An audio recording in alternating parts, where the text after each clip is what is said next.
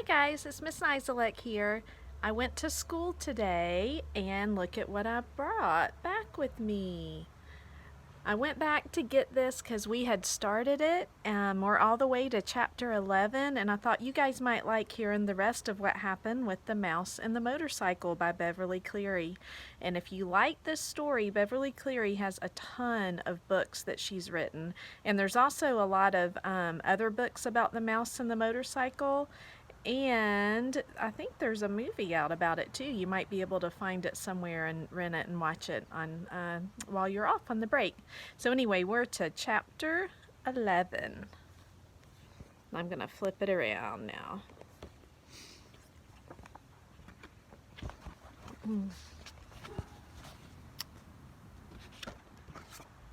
Oh, it helps if I put my glasses on too.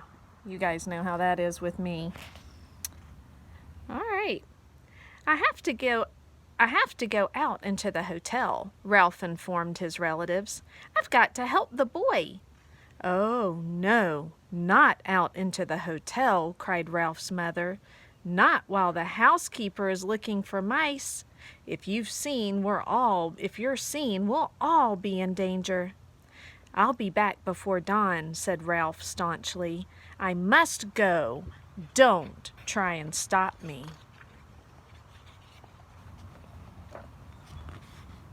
See here, my boy, aren't you being a bit dramatic? Asked Uncle Lester.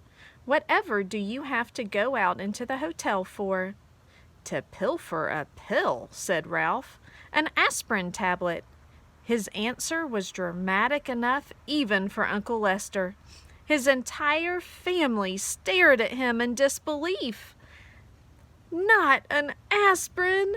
Not after his own father had been poisoned by one of the dread tablets. An aspirin? Ralph's mother gasped. No, Ralph, not that. Anything but that. It is the only way. Ralph stood tall and brave. The boy has a fever, and he needs an aspirin. I'm going to find him one. Oh, Ralph! His mother hid her face in her paws. But Ralph, quavered Aunt Sissy, remember your father? You can't carry an aspirin in your cheek pouches. It would poison you. How could you get one here? I'll find a way. Ralph was outwardly steadfast in his determination, but inside he wondered how he would manage to get an aspirin into room 215 if he did find one. Roll it, perhaps. Ralph, stay here, pleaded his mother. You're too young. Let your Uncle Lester go. Well now, let's talk this over, said Uncle Lester. I'm not too young, and I haven't a moment to lose. Ralph, who was really frightened by what he was about to do, also enjoyed the drama of the moment. Goodbye. I shall return before dawn. Ralph, promise me you'll be careful, pleaded his mother. Promise me you won't climb the suitcase. Promise me you won't climb the suitcases like your Aunt Adrian. Ralph's Aunt Adrian, who liked nice things, had climbed into a suitcase to examine a nylon stocking. Someone had closed the suitcase, and Aunt Adrian had never been seen again. It was hoped she had been carried away to a life of luxury. Promise me, Ralph, cried his mother. But her son was already on his way out the knothole. Ralph scurried across the carpet of room 215, flattened himself, and squeezed under the door. Once out in the hall, his courage ebbed. The aspirin tablet seemed a very small thing to find in a vast place. It would be much easier to find the motorcycle. No, thought Ralph, I must not even think about the motorcycle. Ralph began to feel pretty small himself, much smaller than he had felt during his show of bravery back in the mouse nest. Down in the lobby, a clock struck 1. There was not a moment to lose. He ran to the next room, squeezed under the door, and searched under the beds and the dresser while the two guests slept soundly. All he found was a bobby pin. He skipped room 211 because his enemy, the little terrier, was still there, and he ran on to room 209. A hurried search, frightened because of the loud and uneven snores that came from one of the beds, revealed nothing but a few pretzel crumbs, which Ralph did not have time to eat. On and on ran Ralph, down the hall, under doors, around and under beds and dressers. There was not a single aspirin tablet to be found. In one of the rooms he did see a penny that had rolled under a luggage rack, and remembered his mother's wish to leave a tip for room service. But tonight he had no time for pennies. He must press on and find an aspirin. A small doubt began to creep into Ralph's thoughts as he ran down the hall to the last room on the second floor. Maybe there was no aspirin. Maybe he was risking his life and the lives of his family for nothing. But Ralph pushed the thought aside. He would not let himself become discouraged. If there was no aspirin on the second floor, there had to be one someplace on the ground floor. Tonight he was willing to brave the stairs to find it. He flattened himself and squeezed under the last door on the second floor. There was nothing under either of the beds but the things Keith called dust mice. There was no sound but the rattle of the windows in the wind.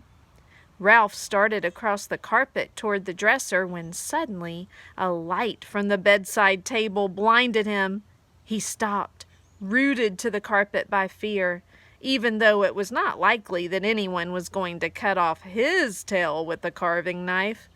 He heard someone slip out of bed and utter a sound halfway between a squeal and a scream. Before Ralph knew what was happening, an ordinary drinking glass had been clapped down over him, and there he stood in a glass trap. By then his eyes were adjusted to the light, and he found himself facing a pair of bare feet. Looking up, he saw that the feet belonged to a young woman in a pink nightgown. Uh-oh. Oh, and look, there he is, stuck in the glass. "Mary Lou, wake up," she whispered to the young woman in the other bed. "Look what I've caught." "Huh?" said Mary Lou, blinking and raising up on one elbow. Her hair was done up on pink rollers. "Betty, are you out of your mind? It must be past 1 o'clock in the morning." The night was slipping by much too quickly for the trapped mouse. He was terrified and he was desperate. No one in his family had ever been trapped under a drinking glass before. Worst of all, he was failing Keith and endangering his family. "Wake up, Mary Lou, and look," insisted Betty. "I was getting up to stop the rattle in the window and caught a mouse."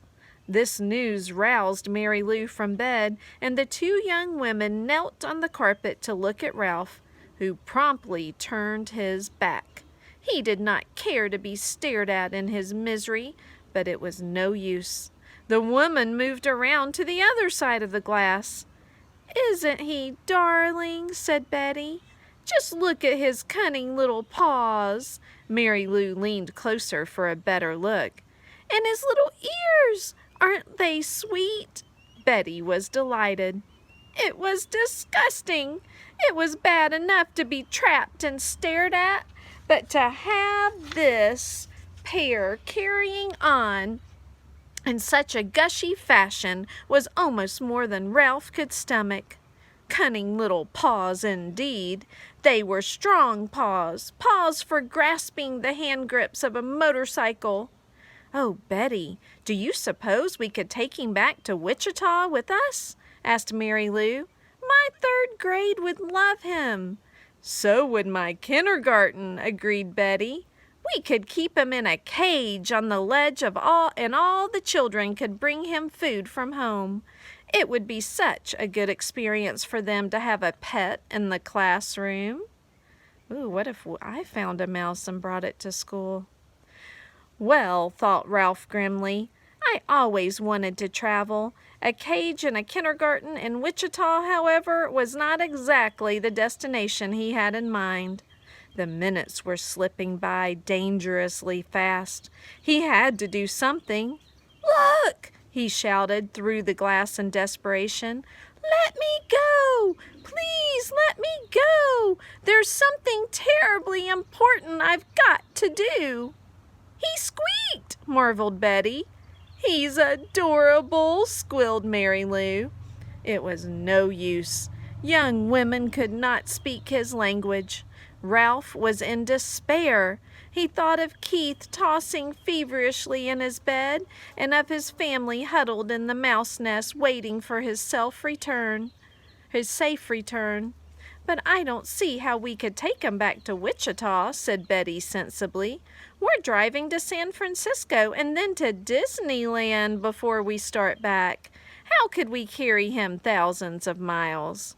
The two teachers looked thoughtfully at Ralph, who knew his fate depended on their decision. Was he to be carried to Disneyland and eventually to the ledge in a kindergarten room in Wichita? Or would they let him go? A third possibility crossed Ralph's mind. Perhaps they would leave him under the glass for the housekeeper to see. He hoped not. He did not think he could last that long. I wonder what they're going to do. Already the inside of the glass was beginning to feel warm and airless. I suppose we really shouldn't turn him loose in the hotel, said Mary Lou. Mice are pests, even if they are cute. The teacher not only destroyed Ralph's hopes, she hurt his feelings as well, calling him a pest when he was on an errand of mercy. From the mouse's point of view, the teachers were the pest. I know, exclaimed Betty suddenly, causing Ralph to look over his shoulder for a clue to what it was she knew. I know how we can get rid of him without hurting him. The young teacher reached over to the bedside table, where she picked up a picture postcard. She slid it carefully under the glass and under Ralph's feet so that he was now standing on a postcard.